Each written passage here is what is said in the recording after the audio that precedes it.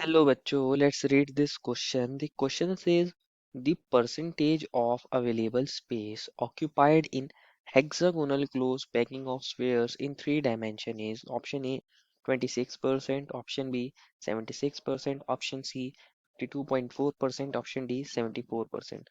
बच्चों इस क्वेश्चन में हमें पूछा गया है कि हमारे पास कितनी स्पेस हमारे हेक्सागोनल क्लोज पैकिंग के अंदर हमारे स्फीयर्स ऑक्यूपाई करते हैं। तो फर्स्ट ऑफ ऑल बात करते हैं इस क्वेश्चन में हमारे की कंसेप्ट के बारे में। की कंसेप्ट क्या होगा बच्चों? हमारे पास पैकिंग एफिशिएंसी। क्या होगा बच्चों हमारे पास की कंसेप्ट? Packing efficiency. बच्चों पैकिंग एफिशिएंसी क्या होता है कि हमारे पास हमारे जो एटम्स हैं हमारे यूनिट सेल के अंदर वो हमारे पास कितनी एफिशिएंटली पैक है, उन्होंने कितनी स्पेस को ऑक्यूपाई कर रखा है हमारे यूनिट सेल की, उसी को पैकिंग एफिशिएंसी बोलते हैं। और क्वेश्चन ने हमसे यही तो पूछा है कि कितनी स्पेस उन्होंने ऑक्यूपाई कर रखी है, टोटल स्पेस में से अवेलेबल स्पेस में से कितनी स्पेस ऑक्यूपाई कर रखी है, यही तो पूछा है। तो उसी को तो बोलते हैं पैकिंग एफिशिएंसी। तो हमें यहाँ बच्चों पैकिंग एफिशिएंसी निकालनी है। और पैकिंग एफिशिएंसी का क्या फॉर्मूला होता है बच्चों हमारे पास, इसको समझते हैं।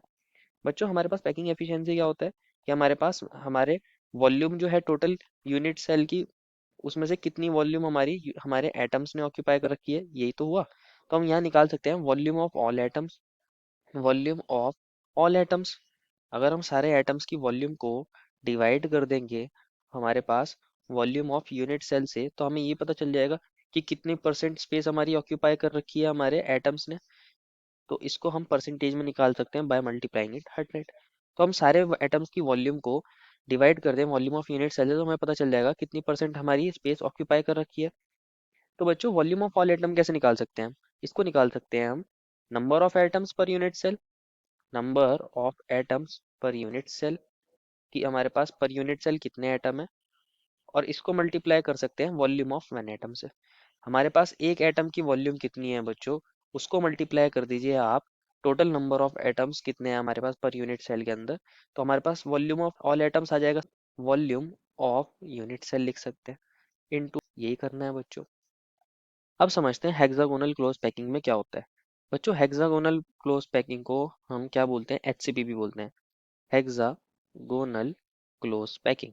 और इस तरह से हमारे पास ये हेक्सागोनल क्लोज पैकिंग के अंदर यूनिट सेल होता है जिसमें आपको ये एटम्स दिखाई दे रहे होंगे। ये हमारे पास कहाँ है एटम्स? हमारे पास ये कॉर्नर पे 6 एटम्स होते हैं, कॉर्नर्स पे 3 4 5 6। एक ऊपर हेक्सागोन सा बन रहा है, एक ऊपर बच्चों हेक्सागोन सा बन रहा है, इसी को लिए तो इसको हेक्सागोनल क्लोज पैकिंग बोलते हैं। नीचे भी एक हेक्सागोन बन रहा है और वहाँ कॉर्नर्स पर एटम है। 6 एटम्स ऊपर है कॉर्नर्स पर, 6 एटम्स नीचे हैं। 7 8 9 10 11 12। हमारे बच्चों 12 एटम्स तो कॉर्नर्स वाले होते हैं। और हमारे पास जो हेक्सागोन फेस है उस पर हमारे 2 एटम्स होते हैं, एक ऊपर वाले फेस पर और एक नीचे वाले फेस पर। और बच्चों अगर हम बात करें हमारे पास अंदर हमारे यूनिट सेल के अंदर 3 एटम्स होते हैं। ये हमारे पास 3 एटम्स होते हैं, एक ये वाला 1, एक ये 2 और एक ये 3 जो हमारे मिडल में लाई करते हैं। तो ये हमारे पास इस तरह एटम्स का अरेंजमेंट होता है हमारे हेक्सागोनल क्लोज पैकिंग के अंदर।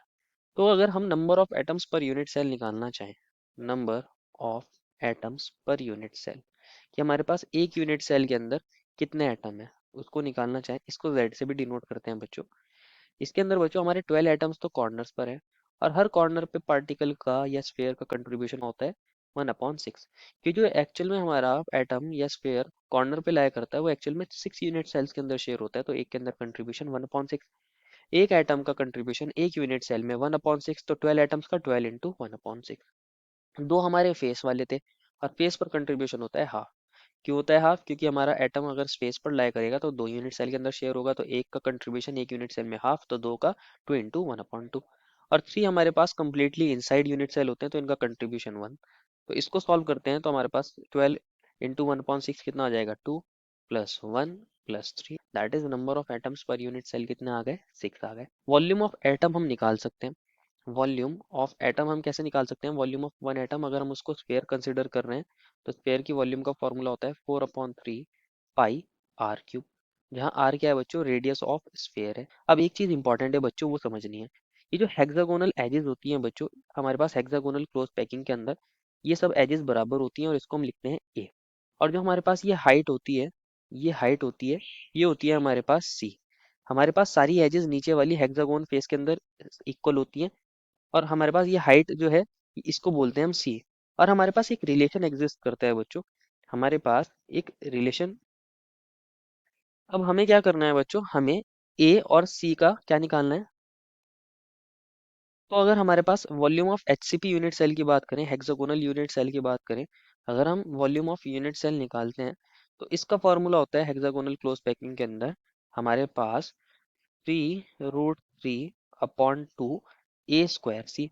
अब हमारे पास वॉल्यूम ऑफ यूनिट सेल भी आ गया और वॉल्यूम ऑफ एटम्स भी पता चल गया और नंबर ऑफ एटम्स भी पता चल गया। लेकिन एक चीज मिसिंग है, अभी हमें आर और ए के बीच में रिलेशन फाइंड करना पड़ेगा।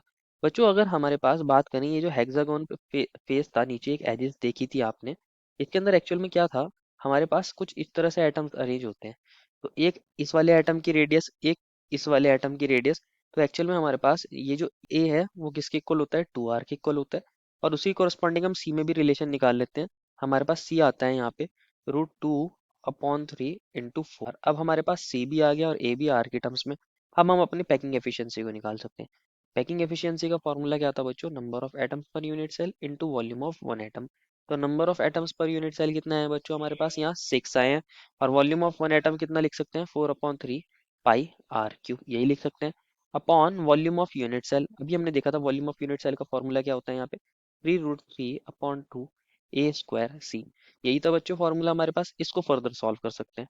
सॉल्व करें बच्चों इसको, तो ये बन जाएगा 6 × 4। 3 हमारा नीचे आ जाएगा, पाई की जगह पाई लिख सकते हैं, r³ की जगह r³। और हमारे पास बच्चों ये क्या था, एक और नीचे इंटू 100 भी था। नीचे था हमारे पास 3√3/2 a²c। तो इसको लिख सकते हैं 3√3, 2 अपॉन में था तो वो न्यूमरेटर में आ जाएगा, अपॉन 2। ए स्क्वायर की जगह क्या लिख सकते हैं, 2r² और सी की जगह क्या लिख सकते हैं, √2/3 इंटू 4r, ये लिख सकते हैं बच्चों, बिल्कुल लिख सकते हैं। इंटू 100 भी करना था, तो ये हमारे पास बन जाएगा बच्चों। तो सॉल्व कर लेते हैं। अगर आप देखोगे बच्चों, 3 1 जा 3 2 जा, और हमारे पास क्या हो जाएगा, यहाँ पे बन जाएगा 2 × 4 × 2 × πr³ और अपॉन में क्या बन जाएगा बच्चों, हमारे पास 3√3 की जगह √3 रहने दीजिए। 2 का स्क्वायर करोगे बच्चों तो बन जाएगा 4r²।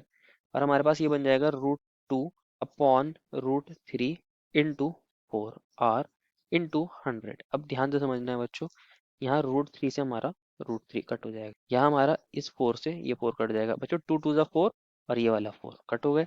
हमारे पास r इंटू r² कितना हो जाएगा, r³ और ऊपर भी r³, ये भी कट हो जाएगा बच्चों। तो हमारे पास क्या बच रहा है हमारे पास बचेगा 100 अपॉन, कितना बचेगा बच्चों, 100 इंटू पाई अपॉन 3 इंटू √2।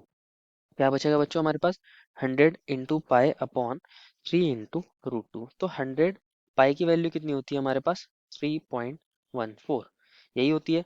और 3 की जगह 3 लिख दीजिए बच्चों, और √2 की वैल्यू होती है 1.414। तो इसको आप सॉल्व करते हो तो ये बन जाएगा हमारे पास 314। क्या बन जाएगा बच्चों, 314। और अगर आप 3 इंटू 1.414 करते हो, 3 इंटू 1.414 करते हो, तो इसकी वैल्यू कितनी आ जाती है बच्चों हमारे पास, इसकी वैल्यू आ जाती है हमारे पास, तो इसकी वैल्यू आती है बच्चों 4.242। तो अब हम अगर 314 को डिवाइड करते हैं 4.242 से, तो हमारी वैल्यू आ जाती है 74%। कितनी आ जाती है, 74%। दैट मीन्स यहाँ पे पैकिंग एफिशिएंसी 74% होती है। और मतलब हमारी 74% स्पेस हमारे स्पेस ऑक्यूपाई करते हैं हमारी टोटल स्पेस में से।